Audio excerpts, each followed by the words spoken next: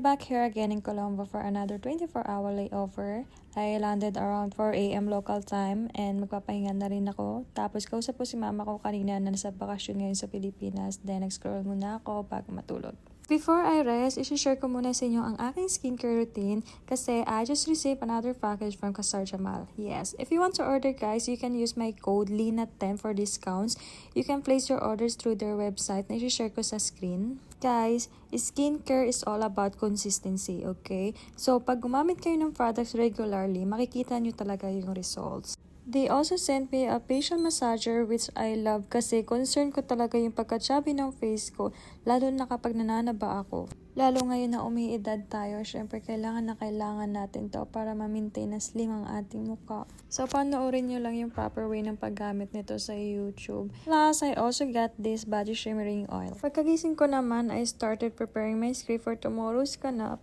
Since super hectic talaga ng schedule ko, I only get to prepare whenever I have free time. And kailangan ko siyang i-memorize, kaya medyo mahirap siya sa akin. Dahil tinanghali na ako ng gising at hindi na rin ako nakakain ng breakfast kasi napasarap ang tulog ko. Kahit yung alarm ko, hindi ako nagising. Pagod talaga ako sa flight kagabi, kaya talagang napahimbing yung tulog ko. Halos nasa 6 hours of sleep na rin ako, so at least may energy na ulit tayo. Pero to be honest, nasa isip ko pa rin yung shoot ko bukas. Kahit yung outfit ko, wala pa akong idea kung ano yung susutin ko.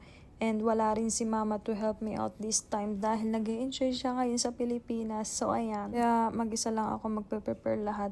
Anyway, hindi na rin naman nabago sa akin to. Pero kasi kung nandito si mama, lagi niya kasi akong sinasamahan kapag may mga gantong ganap ako.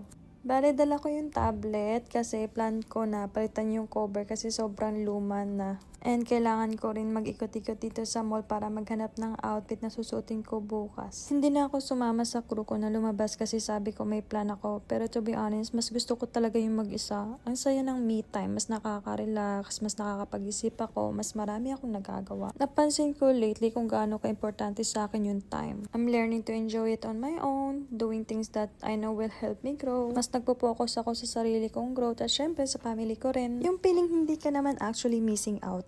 Kasi mas marami kang nagigain eh. Peace of mind, clarity, tsaka yung growth. Kaya ngayon mas niyayakap po yung pagiging mag-isa. And honestly, ang sarap ng feeling. So ayan, nagtitingin ako ng mga outfit ko for tomorrow. At hindi talaga ako makapili kung ano yung susuotin ko. At gustong gusto ko nga tong dress na to. Ang problema nga lang, wala silang size. So, sobrang sikip niya sa akin. Gustong gusto ko pa naman siya kasi ang ganda niya sa katawan ko. So, pagkatapos nga nun ay pumunta ako sa KFC para mag-take out ng food. Dahil kailangan ko nang bumalik ng hotel para makapag-ready na rin ako para sa flight namin